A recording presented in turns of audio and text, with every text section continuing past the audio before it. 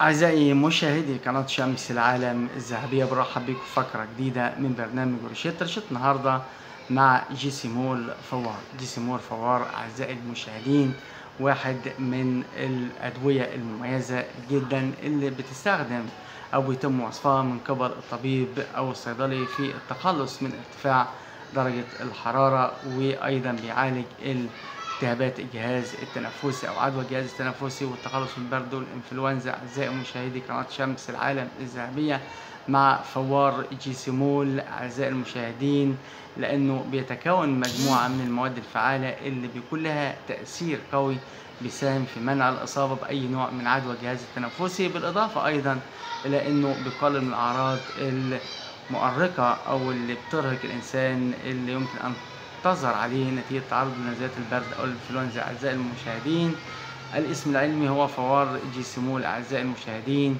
التصنيف هو مضاد للإنفلونزا أو مضاد للسعال، أيضا بيستخدم في حالات الإصابة بنزلات البرد والإنفلونزا والسعال. أعزائي المشاهدين طبعا لو جينا نتكلم عن كل ما يخص فوار جيسيمول، هي دواء استخدام فوار جيسيمول بيتم وصف جيسيمول أعزائي المشاهدين تحت إشراف الطبيب في حالة الإصابة بنزلات البرد والإنفلونزا الحادة. أيضا أعزائي المشاهدين هو علاج فعال لارتفاع درجة الحرارة، كمان بيساعد في التخلص من الحصبة الألمانية، أيضا بيعالج التهاب القصبات الهوائية، بيساعد في القضاء على السعال المتكرر، أيضا يمكن أن يوصف لعلاج الربو ولإصلاح الخلل اللي بيكون حادث في وظائف الأوعية الدموية.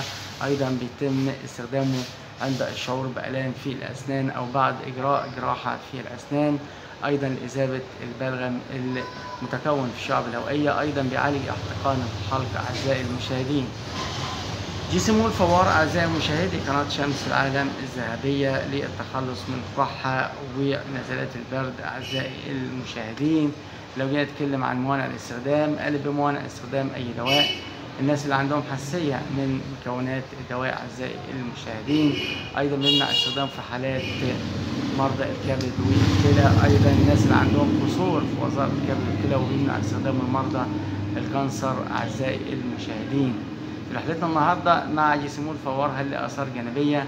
أي دواء بيكون له آثار جانبية، لكن التزمنا بالجرعة وطريقة الاستخدام ومدة الاستخدام بنتلاشى كتير من الآثار الجانبية. أعزائي المشاهدين من أهم طبعا أو من أعراضه أو الآثار الجانبية اللي بتحدث لدى بعض الأشخاص ممكن الشعور بالنعاس الدائم، الإصابة بالغثيان، حدوث بعض اضطرابات المعدة زي الشعور بالقيء، أيضا إصابة بالصداع النصفي أو الكلي، أيضا ممكن الشعور بوجود طعم لازغ في الحلق. أعزائي المشاهدين جيسيمول فوار أعزائي المشاهدين بيمنع استخدامه في التدخلات الدوائية المنهجية عندنا، بيحظر استخدامه أعزائي المشاهدين مع بعض الأدوية اللي بتحتوي على مادة تراسكلين أو الباراسيتامول. أيضا أعزائي المشاهدين أيضا بيمنع استخدامه أو بيستخدم مع حظر مع أدوية الحموضة. أعزائي المشاهدين يمكن استخدامه طبعا في فترة حمل والرضاعة مفيش مشكلة، بس بعد تحت إشراف الطبيب.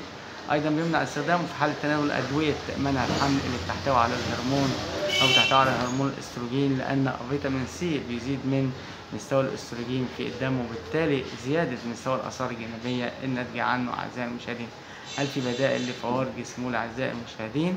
في حال عدم وجود أو عدم توافر جيسيمول فوار، فعندنا مجموعة من الأدوية اللي بتكون شبيهة ليها أو بيكون لها نفس الغرض زي الدولي دي أقراص وشراب، ستال كولد أند فلو، باور كولد أند فلو، كولد فيري أيضا، وكونجستال وتريمينيتك كولد وسيفامول وفوار طبعا فيتامين سي.